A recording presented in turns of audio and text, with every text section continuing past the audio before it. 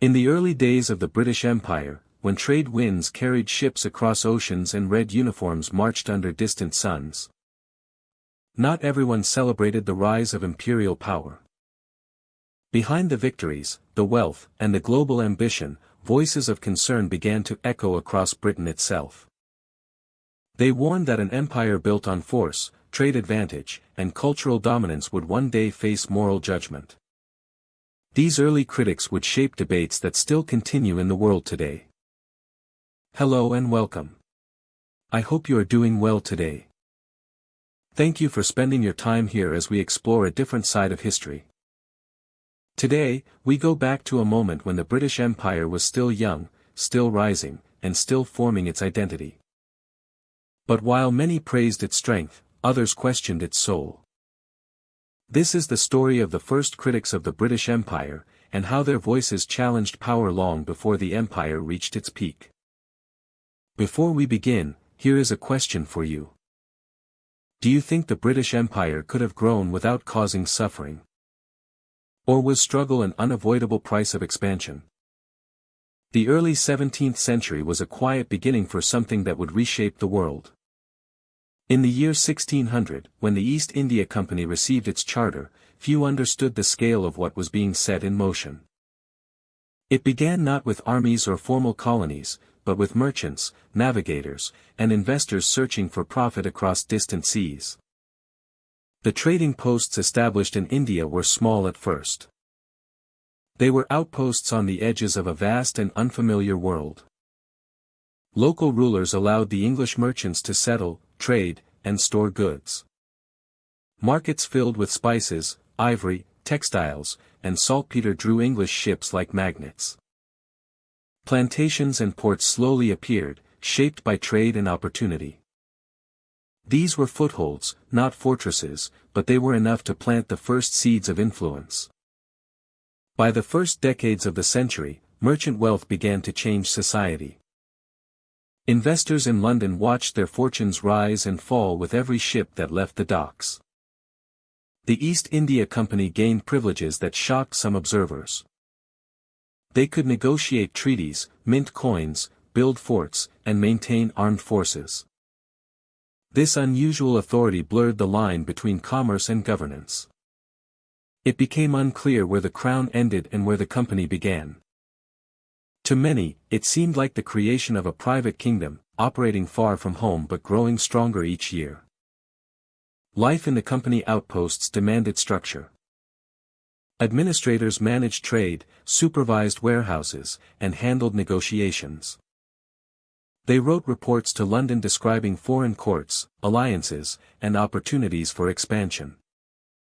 Local troops were recruited, trained, and paid with company money.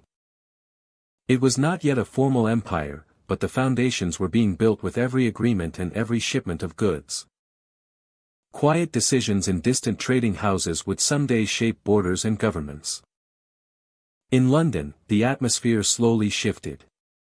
What had once been seen as simple trade began to look like something larger. Whispers spread through corridors of power.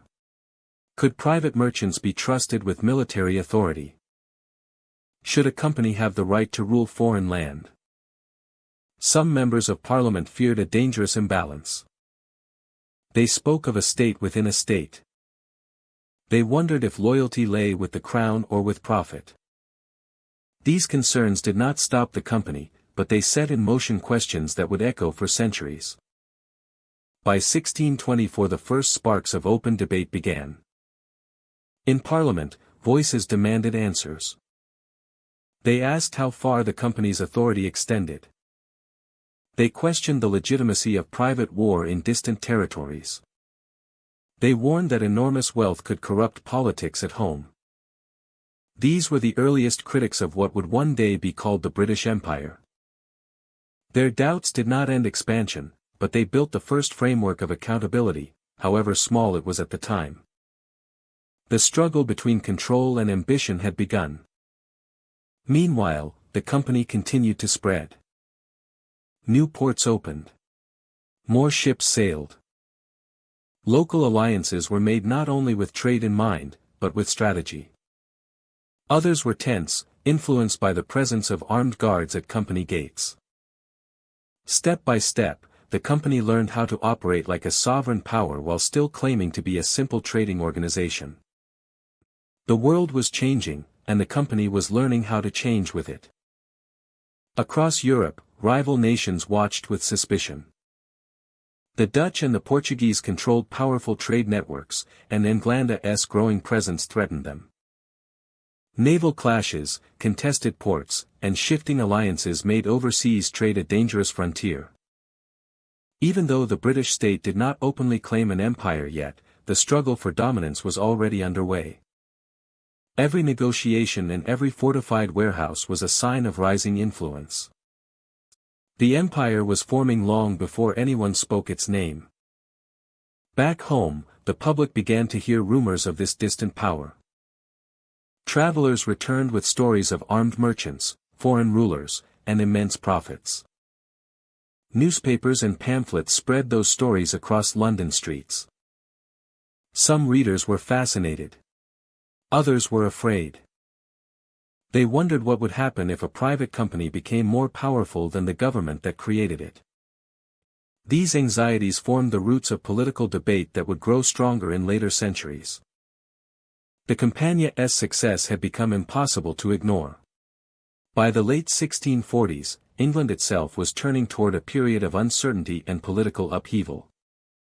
The power of the monarchy, parliament, and private institutions was being questioned on a scale never seen before. The issue of authority overseas mirrored the struggle for authority at home. If the crown could be challenged in London, could it also be challenged in Calcutta, Bombay, or Barbados? These questions would shape future generations.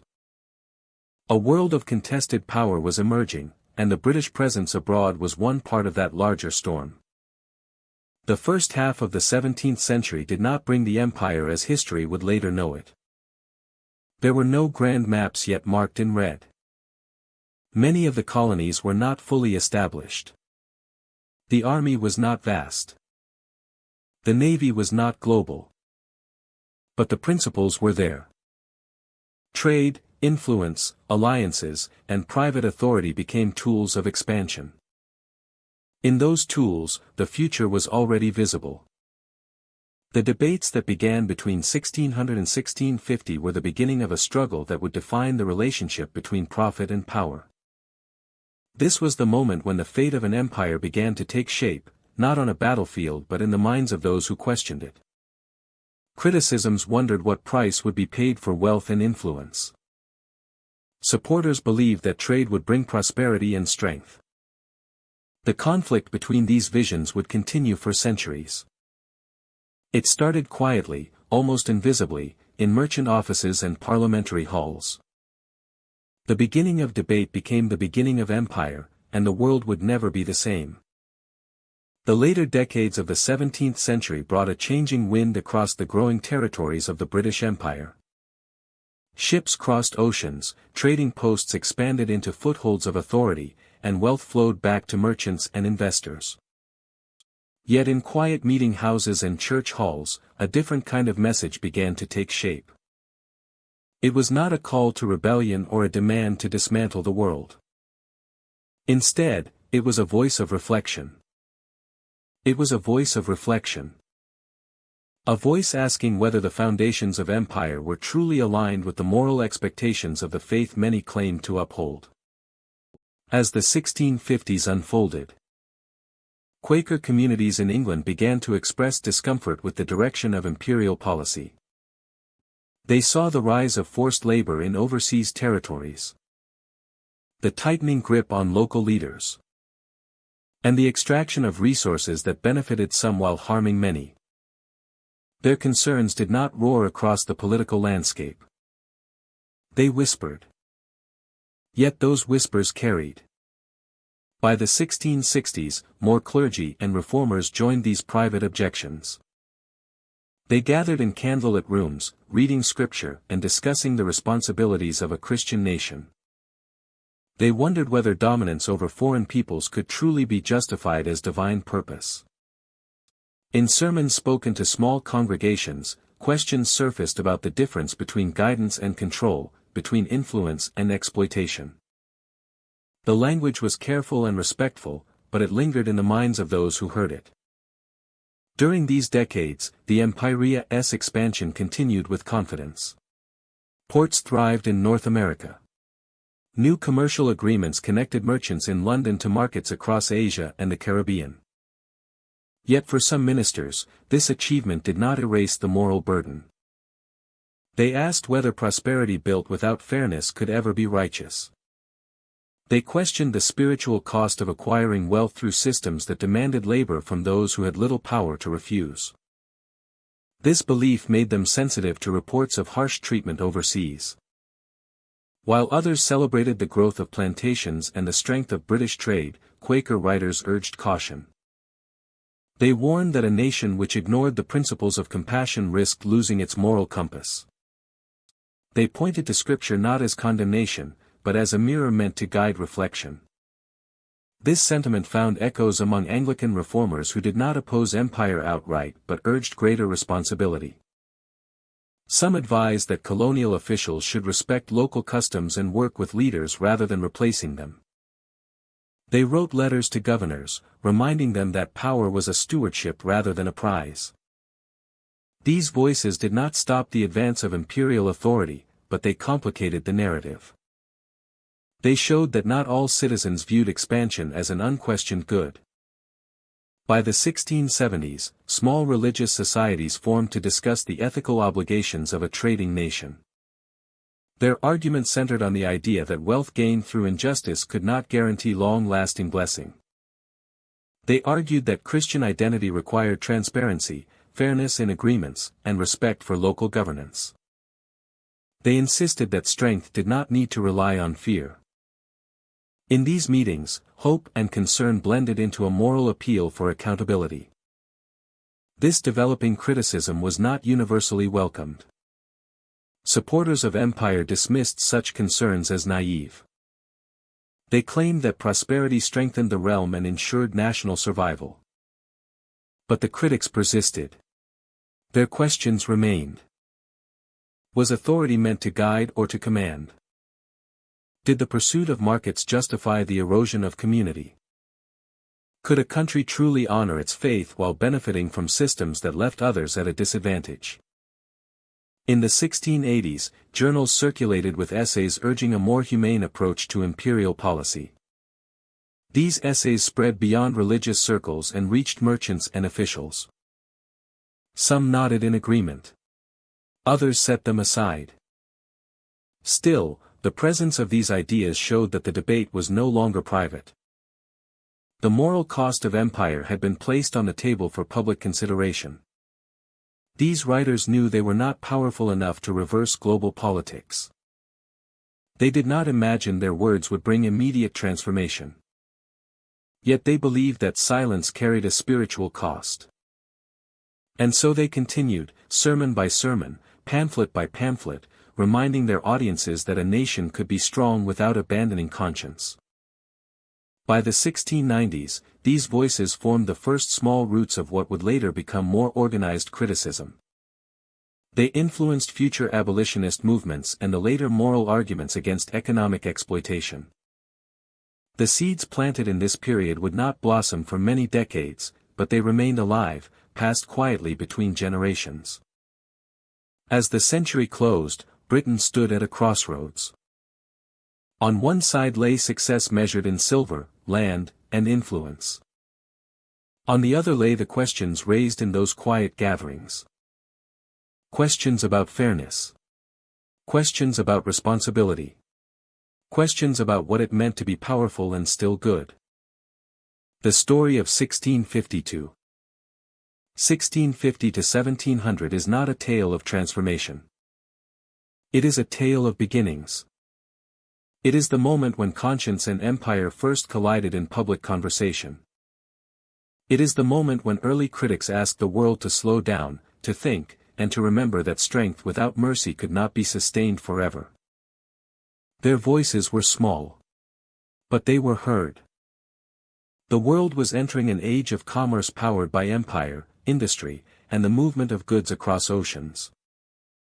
In London, Bristol, and Liverpool, ships stood ready in crowded harbors, fitted for long voyages across the Atlantic.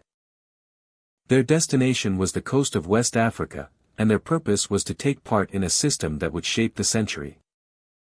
Britain had become one of the major powers in the transatlantic slave trade, transporting enslaved Africans to plantations in the Caribbean and the Americas. This system brought great profit to merchants, plantation owners, investors, and those connected to imperial trade. Sugar, tobacco, cotton, and rum flowed back to British markets. But behind the wealth were lives torn apart, communities disrupted, and human beings treated as cargo. The trade strengthened Britain's economy, but it also began to weigh on the conscience of a growing number of people who questioned how an enlightened nation could accept such cruelty. Throughout the 1700s, stories began to circulate about the brutal conditions on slave ships. Sailors spoke quietly in taverns, sharing what they had witnessed at sea. Some had seen captains chain people below deck in unbearable heat. Others described disease, starvation, and the violent discipline enforced by some officers. For many, these stories passed without change. But a few individuals listened and refused to remain silent. One of the earliest voices of protest was Granville Sharp. He met Africans who had escaped enslavement on British soil, seeking protection under English law. Their stories forced him to confront a difficult question: could a person be enslaved in a kingdom that prided itself on liberty and the rule of law? Sharp studied legal statutes and historical precedents, searching for answers. In his view, the idea that slavery could exist in Britain was incompatible with its legal foundations. As Sharp gathered information, he connected with others who shared similar concerns. Clergymen, merchants, sailors, and educators began to whisper about reform. They collected testimonies from those who had served aboard slave ships.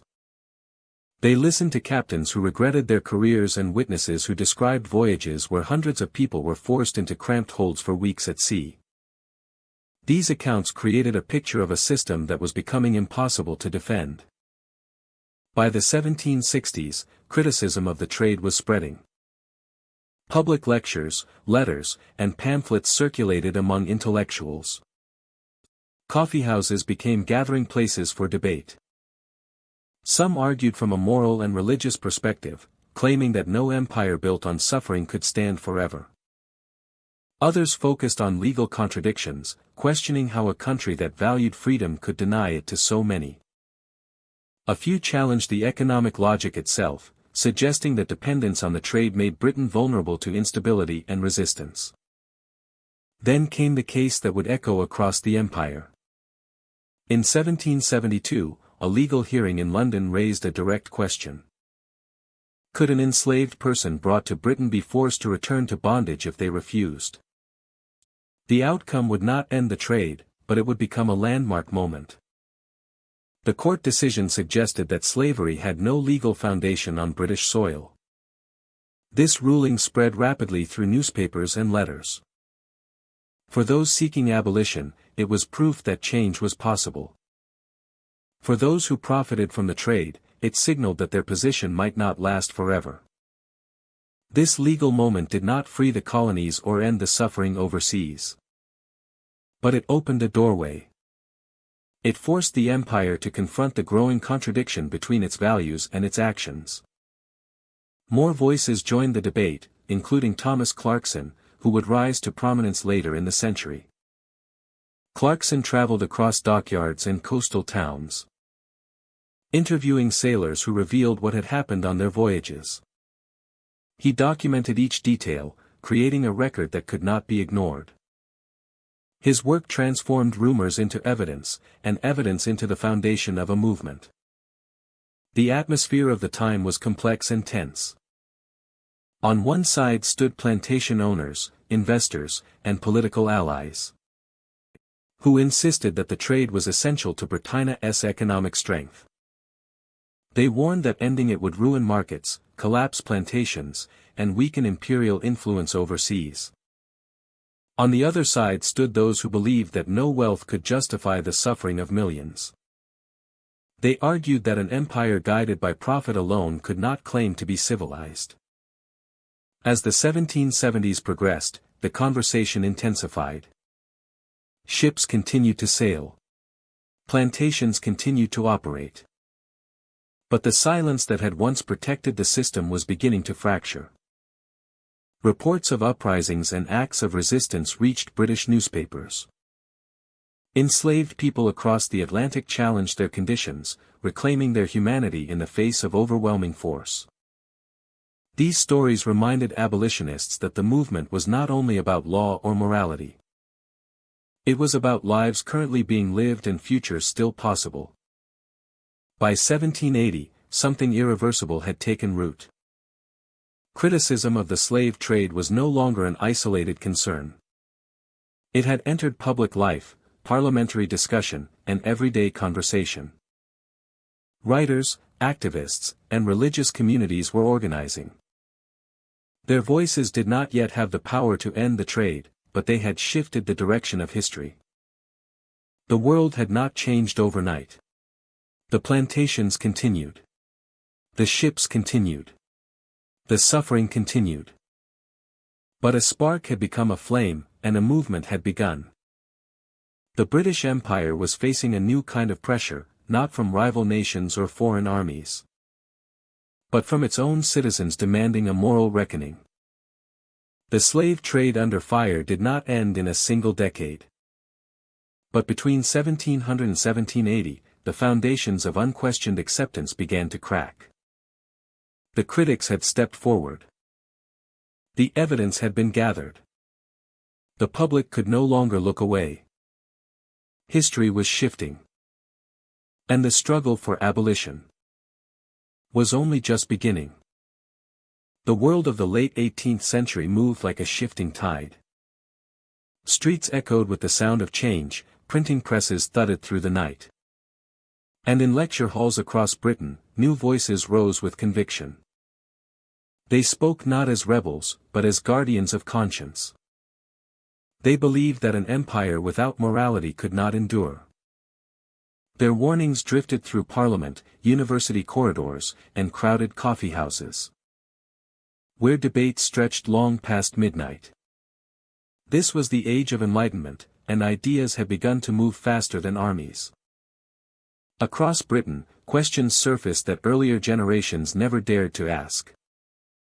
What was the purpose of empire if its reach outpaced its reason? Could economic power justify political domination? And perhaps most unsettling of all, could a nation claim to stand for liberty while ruling others without consent? These were not the accusations of enemies but the concerns of citizens who loved their country enough to critique it.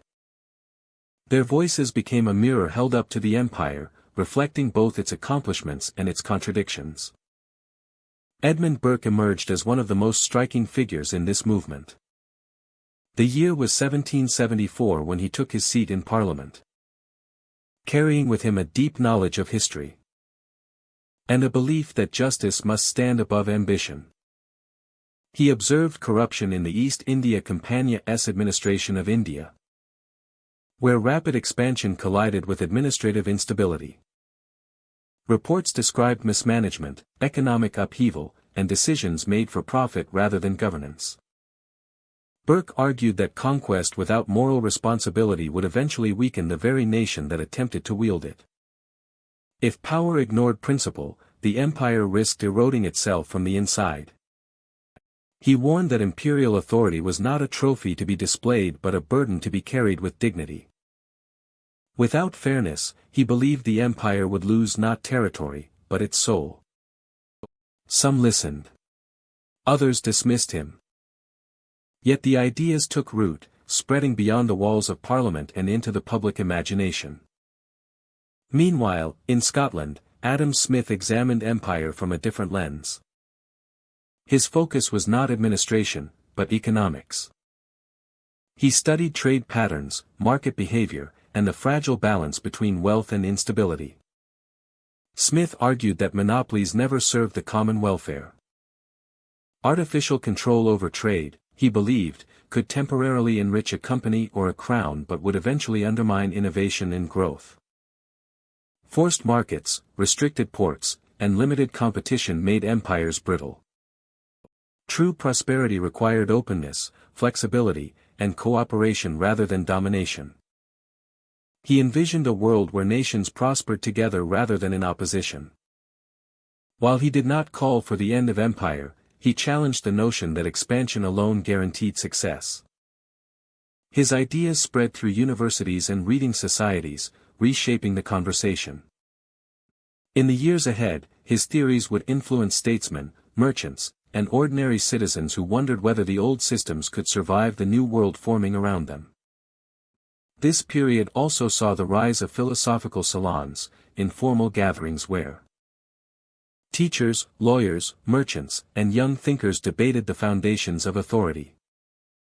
They questioned whether a government could claim legitimacy if those governed had no voice in it. They examined the relationship between law and power, asking if the two could remain united when stretched across oceans. Some spoke quietly, aware that too much passion could be mistaken for sedition.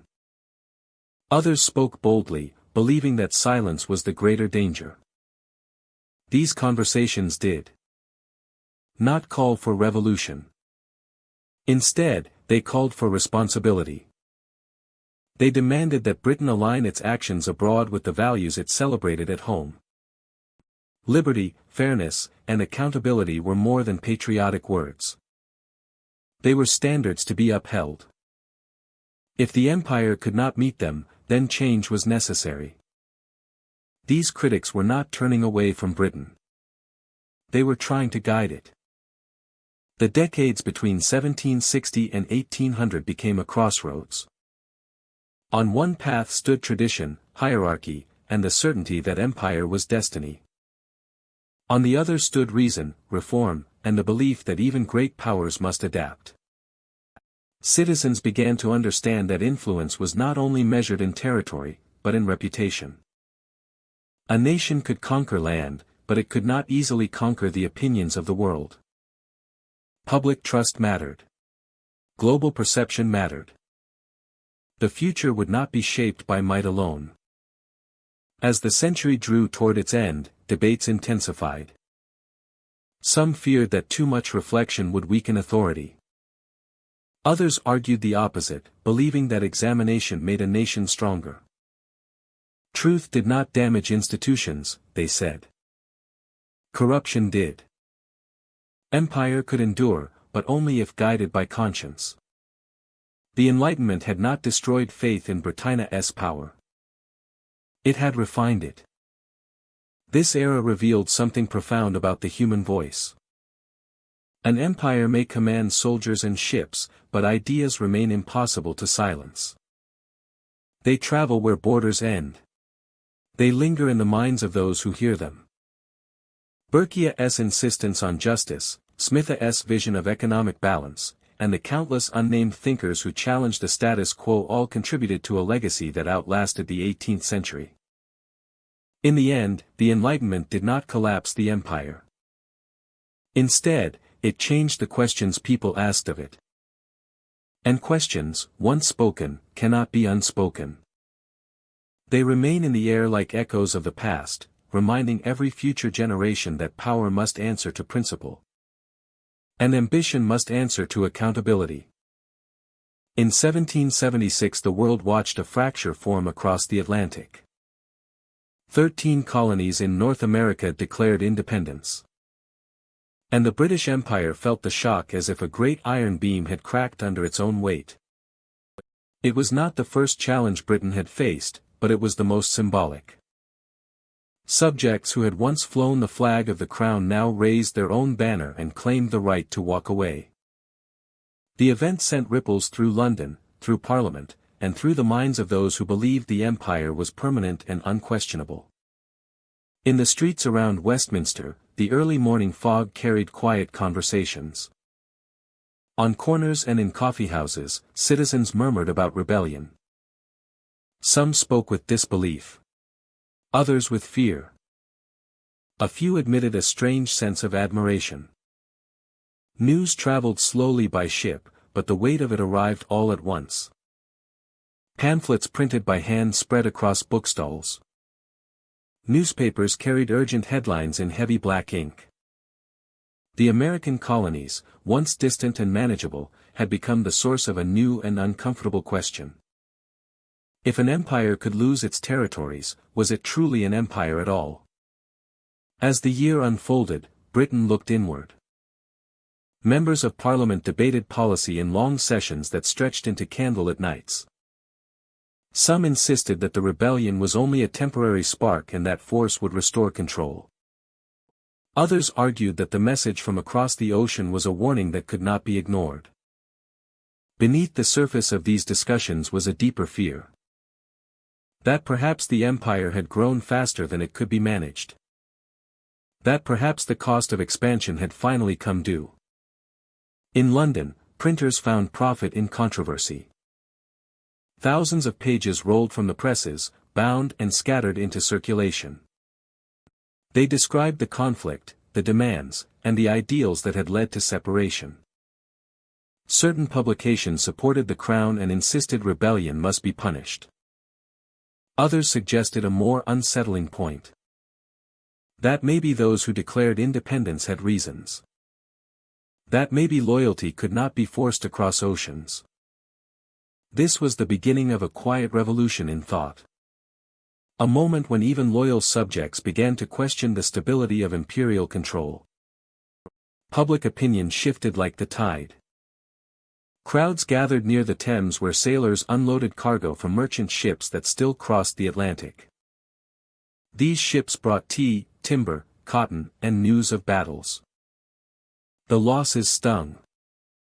The victories felt temporary. Each report brought more questions than answers. What was the empire without faith from those it ruled? What was authority if distance made obedience optional? These were not rebellions of weapon and flame in Britain itself, but rebellions of thought and perspective.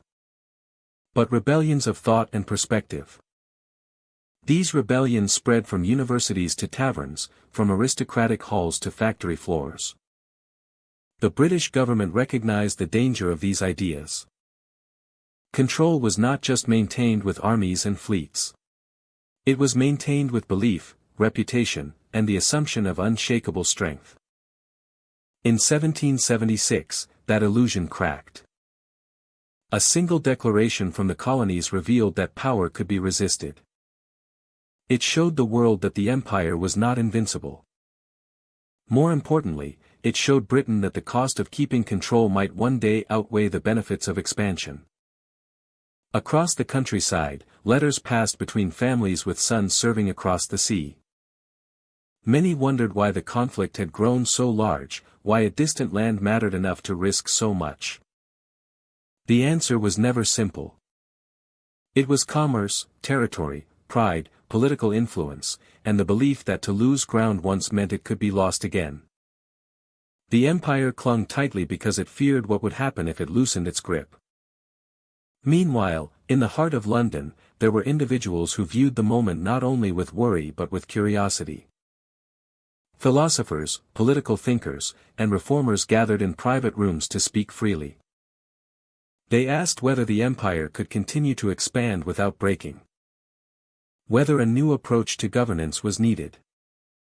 Whether compromise and representation could prevent future rebellion. These questions were the seed of reform and change. They did not bloom immediately, but they rooted themselves in the foundation of British policy. Every empire throughout history has a moment when it must confront itself. In 1776, Britain faced that moment. The loss of the American colonies did not end its imperial ambitions, but it did place a mirror before them. It forced the nation to see the cost of distance, the danger of assumption, and the risk of believing authority was eternal. It compelled some citizens to imagine a different future. One where loyalty was earned rather than enforced, where influence was balanced with responsibility, and where power was not measured solely in land and ships. As the year drew to a close, the conflict across the Atlantic continued. But the conflict within Britain had already begun. It was not a conflict of armies but of identity. A quiet struggle to understand what the empire was becoming. The shock had passed, but the reflection remained. It would influence treaties, legislation, foreign policy, and the tone of the empire for generations to come. Rebellion and reflection became inseparable. Two forces shaping the direction of a global power. One reminding Britain of the limits of control. The other urging it to consider the cost of ignoring those limits. The year 1776 carved a mark in history that could not be erased. Not only as the year of rebellion but as the year Britain learned that even the mightiest empire could be questioned. And in that questioning, the world began to change. India became the center of attention and controversy as the 18th century moved toward its end. By the 1780s, Britannia's control in the region had grown beyond trade and commerce. It had become political, administrative, territorial. The East India Company no longer acted like a network of merchants, but like a government with its own courts, armies, and alliances. The world was watching as Britannia's most profitable possession began to raise difficult questions about responsibility, power, and accountability. Across the Indian subcontinent, company officials negotiated with rulers, enforced treaties, and collected revenue in vast territories. Military victories had expanded British influence, especially in Bengal after the 1757 battle at Plassey and later campaigns. What had started as coastal trading posts had become a patchwork of provinces under company authority. In London, many celebrated this growth as a sign of national strength. But others wondered at what cost it had been achieved. The contradiction between profit and morality began to appear in both Parliament and public conversation. Reports travelled from India by ship, taking months to reach London. When they arrived, they brought unsettling information. There were accounts of famine in Bengal, where agricultural systems failed and tax demands continued. Letters described confusion in local governance, where company officers struggled to balance commercial interests with political responsibility. Newspapers began to publish editorials questioning whether a private corporation should be permitted to act as a ruler. Broadsheets sold on street corners warned of mismanagement and overreach. The controversy spread beyond elite circles and into public debate. By 1784, the pressure in Parliament could no longer be ignored. The India Act was introduced with the intention of limiting the Compania's independence. It created a government board to oversee Indian affairs and placed company decisions under greater scrutiny. It signaled a shift in authority. It was the first acknowledgement that imperial governance carried obligations. The British government had taken its first step into direct involvement, even if reluctantly. This change did not immediately resolve the tensions. Instead, it exposed deeper conflicts. Merchants argued that government interference threatened profit. Politicians countered that profits meant little if built on instability. Instead, it exposed deeper conflicts. Merchants argued that government interference threatened profit. Politicians countered that profits meant little if built on instability. Former company officials defended their record. Critics replied that scale was no excuse for neglect. Debates continued, echoing through corridors of government buildings. On the ground in India, the consequences of policy became visible in courts, tax offices, and military commands. Local rulers attempted to work with the new system, hoping to maintain autonomy. Some succeeded for a time. Others watched power slip away piece by piece. Company officers filed reports describing border disputes, economic crises, and diplomatic complications. They operated in an environment where commerce and politics were fused together. The separation between the two, once imagined, had become impossible. London newspapers followed every development. Editors realized that stories from India sold quickly. Readers were fascinated by distant events that felt both foreign and urgently connected to home. They learned the names of governors, debated the actions of generals, and speculated on the future of British authority in the subcontinent. Pamphlets accused the company of corruption. Defenders responded with arguments that stability required discipline and control. Every publication contributed to the growing sense that India was not only a possession, but a responsibility. By the turn of the century, events accelerated. The company remained powerful, but it could no longer act without oversight. Inspectors, committees, and legal inquiries followed decisions made in Calcutta and Madras. Issues that once remained overseas were now answered for in London. If the empire produced wealth, it must also produce administration.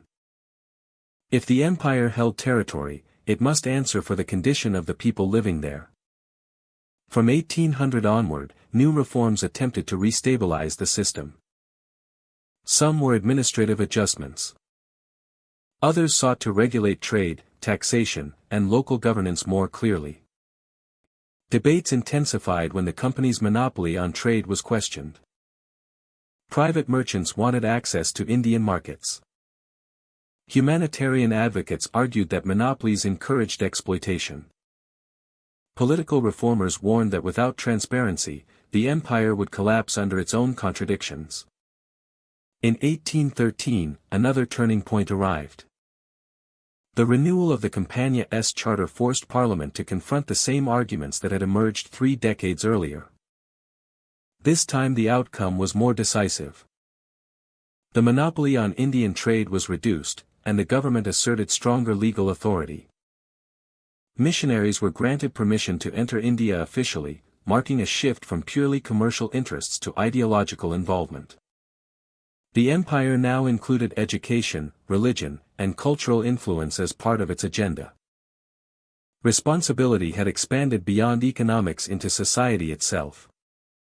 Looking back, the period from 1780 to 1813 was not a sudden transformation, but a gradual realization. Control brings scrutiny. Power demands structure. An empire cannot hide behind commerce forever.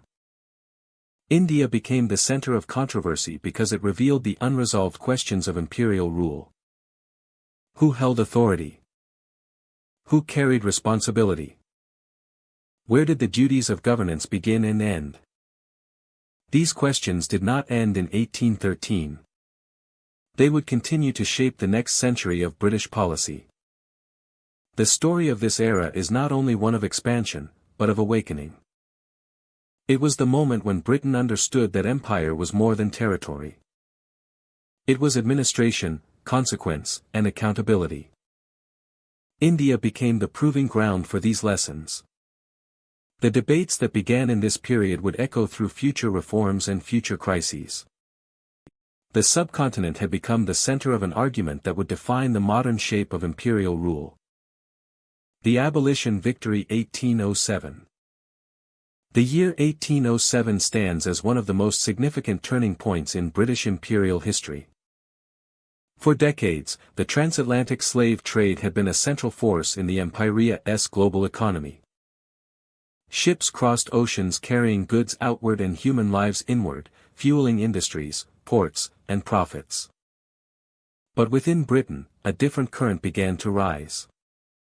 Citizens, reformers, church leaders, writers, and common workers started to question the morality of a system that treated people as commodities. Their voices grew not in sudden bursts, but in steady waves that eventually reached the halls of Parliament. By the early 19th century, petitions filled with thousands of signatures traveled from towns and cities to the capital. The message was simple.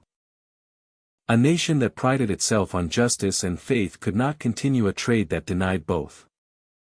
This was a new kind of political force, not driven by monarchs or ministers alone, but by ordinary people who believed that their voices mattered.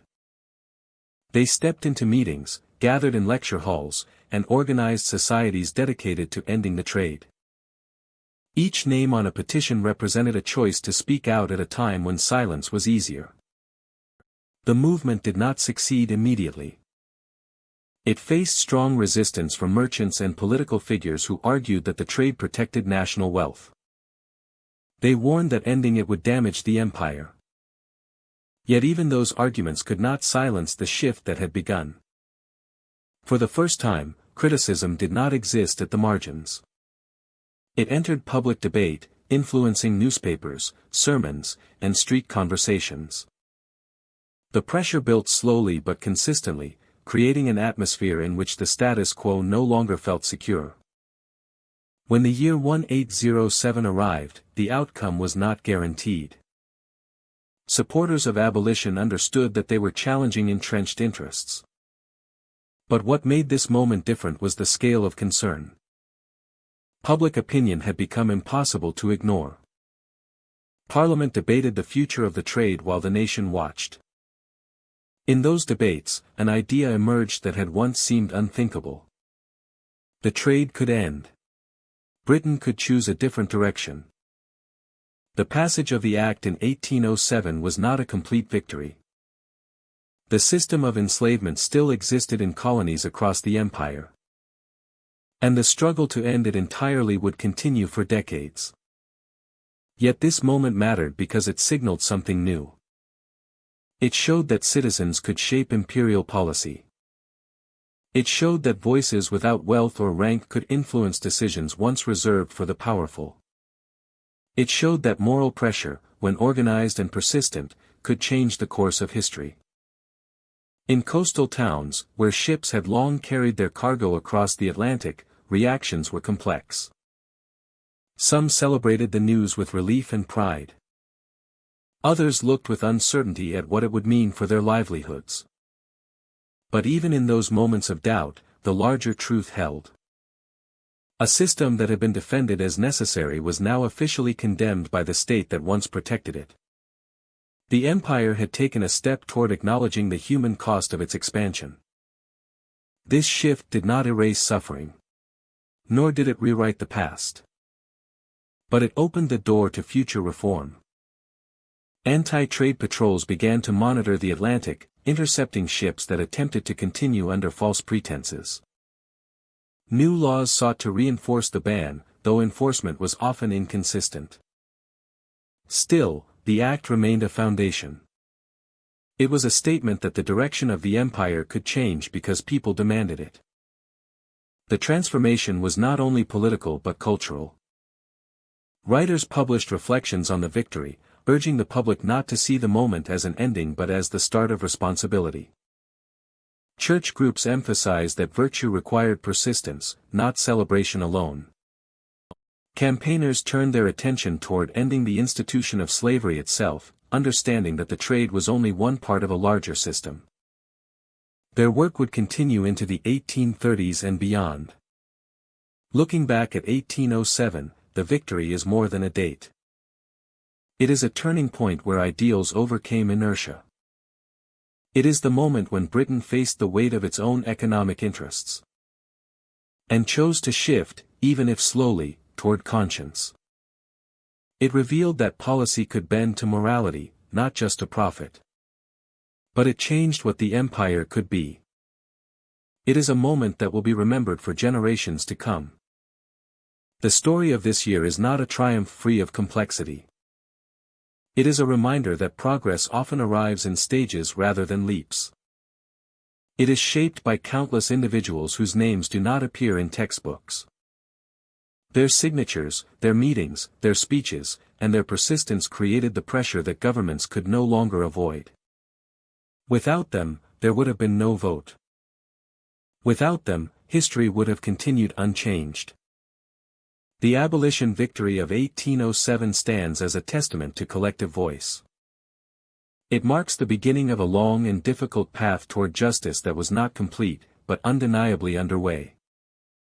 It is a moment when conscience entered policy, when citizens altered the direction of empire, and when the idea of freedom began to take root in law. This is the story of how criticism became influence. This is the moment when a nation changed course. This is the turning point that proved that history could listen. Missionaries and Reformers 1813 to 1833. In the early 19th century, the British Empire stood at a crossroads. The ocean still carried vessels flying the Union flag. And trade networks continued to expand. But beneath the familiar patterns of imperial rule, something was shifting. Conversations that had once been whispers in coffeehouses and courtrooms were now reaching churches, newspapers, and parliament. The years from 1813 to 1833 would witness the rise of missionaries and reformers who challenged the moral direction of the empire, questioning the treatment of people living under British authority, demanding responsibility where there had long been control. This era truly gained momentum after 1813, when new permissions allowed missionary societies to operate more freely across regions previously restricted by trade organizations and administrative policies. They saw poverty and labor systems enforced by local authorities or plantation owners. They found cultural suppression where traditional practices and languages had been discouraged or dismissed. Many of them began to write journals, letters, and reports that described scenes they believed no empire should tolerate. These observations did not remain hidden. They reached London, Edinburgh, and other centers of debate. Reformers seized on the accounts as evidence that change was necessary. In their eyes, the empire could no longer claim to represent civilization if it ignored the well-being of those who lived under its rule. The argument did not unfold overnight. It happened gradually, gathering strength as each new testimony added weight to the cause. By the 1820s, moral concern had been joined by political ambition. Reformers began to organize themselves into societies dedicated to improving conditions throughout the empire. Some focused on labor systems. Others concentrated on education or legal protection. They spoke in lecture halls and wrote articles intended to reach both parliamentarians and ordinary readers. These discussions were not always welcomed. Those who benefited from the status quo insisted that the empire was stable because of discipline and economic structure. They cautioned that interference would create disorder. Yet criticism continued to grow. Missionaries reported on plantations where laborers worked under strict conditions. They wrote of families divided, of limited rights, and of local cultures falling under pressure to conform. Reformers repeated these accounts in committee sessions and public meetings. They framed their arguments around a central idea: if Britain claimed to be a leader among nations, it must demonstrate that leadership not only in trade or military strength, but in moral responsibility. The world beyond the empire was changing as well. Intellectual movements in Europe and the Americas questioned the nature of governance. When these ideas reached British audiences, they blended with the testimonies of missionaries and the strategies of reformers. The pressure mounted slowly, building towards something that could no longer be ignored. Inside Parliament, debates intensified. Some representatives argued that the empire must evolve or risk losing the respect of the world. Others clung to the belief that economic systems based on forced labor were essential to Britannia's prosperity. The discussions became a reflection of the larger struggle between tradition and transformation. Outside the political chambers, public meetings drew crowds. Campaigns gathered signatures from citizens who viewed reform not only as a possibility but as a duty. Across the Atlantic, resistance grew among the enslaved. Acts of defiance, escape, negotiation, and protest occurred in ways that forced British officials to take notice. These moments did not always make newspaper headlines, but they influenced missionaries and reformers who saw that the struggle for abolition was not only being fought in Parliament or in debate halls.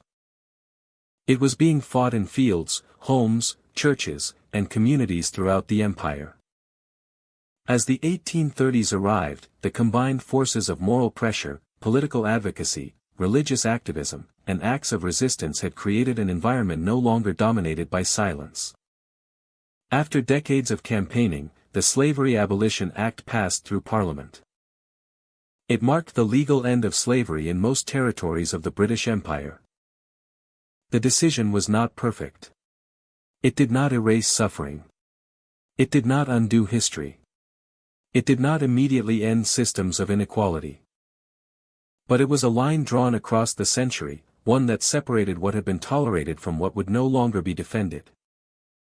It represented a victory for voices that had spoken for years, sometimes at great personal risk.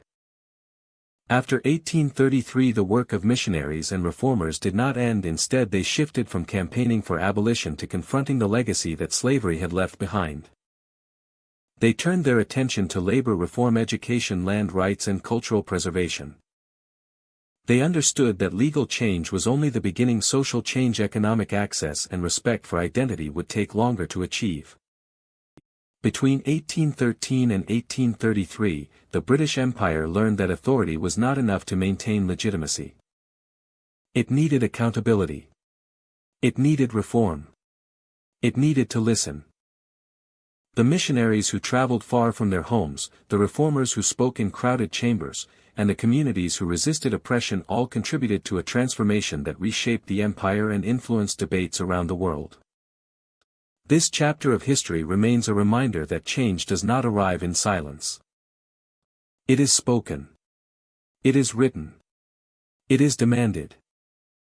And it begins when people decide that responsibility must stand alongside power.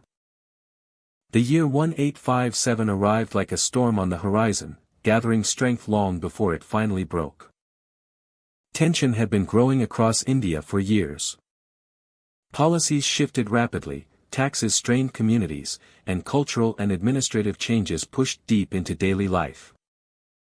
Rumors spread in the barracks, whispers carried between markets, and uncertainty crept through the countryside. Men who once marched beneath the East India Company's banners began to question what purpose their service truly served. The ground felt unstable, as if history itself were preparing to move. When the uprising began, it moved with the force of a sudden tidal surge. Soldiers stationed in northern garrisons turned their weapons against the authority they once upheld. Civilian populations followed, driven by anger, desperation, and a desire to reclaim their future. From Delhi to Kanpur, from Lucknow to Jhansi, flames of resistance rose into the sky. Streets that had once echoed with routine now rang with urgency. The rebellion spread, not as a single plan, but as a burst of force that no one in London had expected. News traveled across the empire with unsettling speed. Reports returned to Britain carried by steamship and telegraph.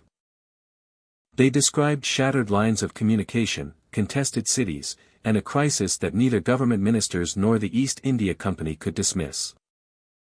How had an empire that claimed stability produced such an eruption? Had warnings been ignored? Had authority leaned too heavily on force and too lightly on understanding? These questions settled like a shadow over the chambers of government. Public reaction was divided. Some argued that strong retaliation was necessary to restore control. Others feared that the revolt was a sign of deeper fractures within the imperial structure. Street-side discussions grew louder. Coffeehouses filled with speculation. Newspapers printed opinions that reflected both alarm and self-reflection. The crisis could not be explained away as an isolated event. It struck at the foundation of imperial belief, forcing citizens thousands of miles away to confront the cost of governing distant lands. Meanwhile, in India, the struggle pressed on. The East India Company, once a commercial enterprise that had become a governing power, now found itself unable to contain a rebellion that questioned the legitimacy of its rule. As the months continued, the resistance was gradually suppressed. But the consequences could not be undone. This was not merely an uprising. It was a reckoning. By early 1858, the debate reached a breaking point. The East India Company, which had once been granted authority to trade, negotiate, and rule, was dissolved. Its rule had begun in the early 17th century as a commercial venture. But it ended in a maelstrom that exposed the risks of a private empire. Control of India passed directly to the British Crown. Administration, governance, and oversight shifted from company boardrooms to government ministries. It was an admission that the old system had failed. This moment changed the character of British rule. No longer could authority rest on assumptions of permanence. Every policy, every decision, and every act of governance would now be measured against the memory of 1857. Even those who supported the empire understood that force alone could not secure its future. Stability required more than command. It required awareness, responsibility, and an understanding of the land being governed. Critics in Britain, some of whom had been voices in the wilderness for decades, suddenly found their arguments gaining weight. Philosophers, journalists, and political leaders had warned that unchecked authority invited disaster. The events of 1857 proved their point with stark clarity. The debates that followed shifted focus from individual scandals to structural accountability. Conversations no longer asked whether corruption existed. They asked whether the empire itself, as an institution, could survive without reform. In India, the aftermath settled heavily. New laws, new administrative systems, and new forms of oversight were introduced. Railways expanded, civil services restructured. And local governance was altered in an attempt to create a more controlled and organized state. Yet beneath these changes, memory lingered. Towns and cities retained the quiet knowledge of what had happened. Families passed stories to the next generation. The sense of consequence was something neither army nor proclamation could erase. In Britain, the event reshaped public consciousness. The rebellion became a point of reference in future debates on colonial policy. Whenever expansion was discussed, the question of cost returned. Not cost in coin alone, but cost in trust, stability, and human consequence. Could an empire endure if its foundations were built on tension?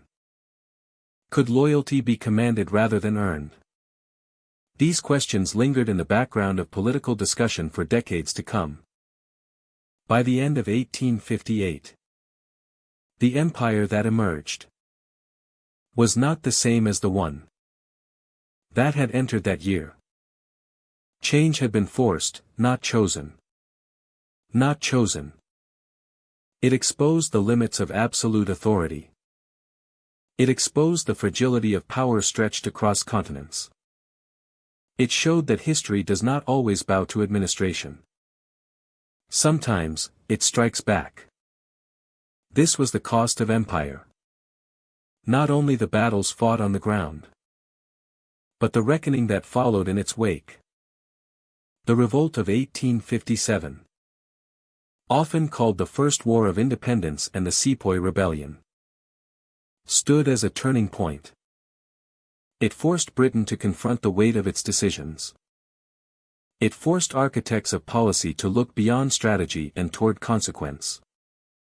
It proved that criticism, once dismissed, could reshape the structure of authority itself.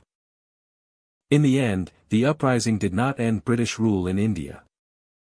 But it changed its nature forever. It marked the moment when the empire had to face its reflection and measure itself honestly. And from that reflection emerged a new reality. A recognition that power has limits. That authority carries responsibility. And that the cost of empire is never paid by rulers alone. The story of an empire is often told through the crowns it carried, the ships it launched, and the borders it crossed. Yet from the early 1600s to 1857, another story unfolded alongside the rise of British power. It was quieter, but no less significant. It lived in pulpits, in meeting houses, in printing shops, and in the chambers of Parliament. It belonged to voices that questioned the direction of empire, not with armies or rebellion, but with words. They did not stop expansion, but they changed the way history remembered it. They shaped conscience, thought, debate, and policy. They did not stop expansion, but they changed the way history remembered it. They shaped conscience, thought, debate, and policy. They did not stop expansion, but they changed the way history remembered it. They shaped conscience, thought, debate, and policy. In their wake, the empire found itself forced to examine the weight of its own ambitions. In the early 17th century, religious dissenters began to speak openly about authority and accountability. Some questioned the fusion of faith and power, arguing that moral leadership could not rely solely on force. They were scattered across Britain, from rural parishes to Londona's growing neighborhoods, but their ideas traveled. Preachers addressed small congregations with trembling voices, warning that power without restraint could lead a nation astray. These sermons did not overturn laws or break institutions, but they planted questions. And questions, once spoken aloud, could not easily be silenced. As the 1600s progressed, trade expanded. Colonial footholds formed overseas. Merchant ships returned to British ports with goods that dazzled the markets and filled warehouses. Beneath the excitement of prosperity was an uneasy truth. Wealth rested on systems that many did not understand, and some feared were unjust. Early critics watched this transformation with concern. They wrote letters and pamphlets urging reflection. They asked who benefited from this wealth and who bore its cost. These were not the loudest voices of their time, but they echoed through the bustling streets of maritime cities and within the walls of Parliament. By the 18th century, criticism had taken new shape. Philosophers and politicians engaged in heated debates about the purpose of empire and the responsibility of government. In candlelit halls, members of Parliament confronted each other over questions of representation, taxation, and rights. Outside, printers set type for newspapers that carried discussions far beyond the capital. These pages crossed the empire like tides, reaching coffeehouses, taverns, and private homes. Some defended expansion as the destiny of a powerful nation. Others argued that no empire could endure if it refused to see the humanity of those under its influence. The rise of abolitionist movements became one of the empire's most profound tests. In the late 1700s and early 1800s, campaigners challenged systems that had become deeply entangled with trade and policy. They stood in lecture halls and on crowded streets, reading lists of names, places, and human stories. They gathered petitions with thousands of signatures and placed them before Parliament. Seas that once carried wealth now carried a storm of conscience. Change did not come swiftly, but each voice joined another, forming a current that could not be ignored. It was a struggle that revealed how powerful an idea could be, even when it stood against the machinery of a global empire.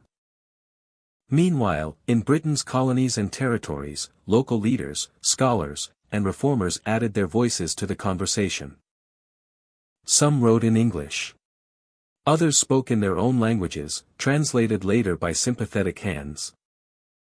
They challenged policies that strained their communities, questioned decisions made an ocean away, and demanded that the empire understand the people within it rather than simply govern them.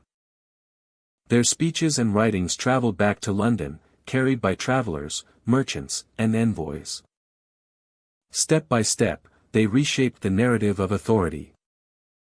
Throughout the early 1800s, the pressure of reform rose. Laws were reconsidered. New systems of administration were tested. The empire sought to appear more just, more stable, and more rational. Even as it struggled to maintain control over distant territories. Some reforms were genuine attempts to answer criticism. Others were efforts to protect power through managed change. Either way, the voices that inspired them proved impossible to dismiss. Then came 1857. A year marked by conflict and consequence. News of unrest drew attention back to the very foundations of imperial rule. The questions that early critics had posed in the 1600s now returned with greater urgency. Had the empire listened? Had it learned? Or had it allowed tension and resentment to grow beneath the surface? The events of that year forced Britain to look again at the legacy it had created. The price of its decisions. The voices that had spoken for 2.5 centuries did not prevent the empire from expanding. They did not replace its governments or rewrite its boundaries. But they did change its story. They proved that history is not shaped only by commanders and monarchs. It is shaped by every ordinary person who dares to ask whether a powerful nation should be guided by justice as well as ambition. Their words lingered in the corridors of government, and in the streets of cities touched by imperial reach. They lingered in the lessons taught to future politicians, and in the debates that continued long after the empire's height. They lingered in the memory of those who believed that power must answer to conscience. A legacy of voices does not end at a single moment in time. It continues wherever people speak against injustice, wherever questions challenge authority, and wherever nations remember that strength alone is not the measure of greatness. The years between 1600 and 1857 show that criticism does not weaken a society. It reveals its possibilities. And in those possibilities, history finds its way forward. Thank you for joining this journey into the early criticism of empire. This chapter of history shows us that questioning power is not a sign of weakness, but a sign of conscience. Empires rise and fall, but the voices that challenge them remain. Understanding these voices helps us understand the world we live in today.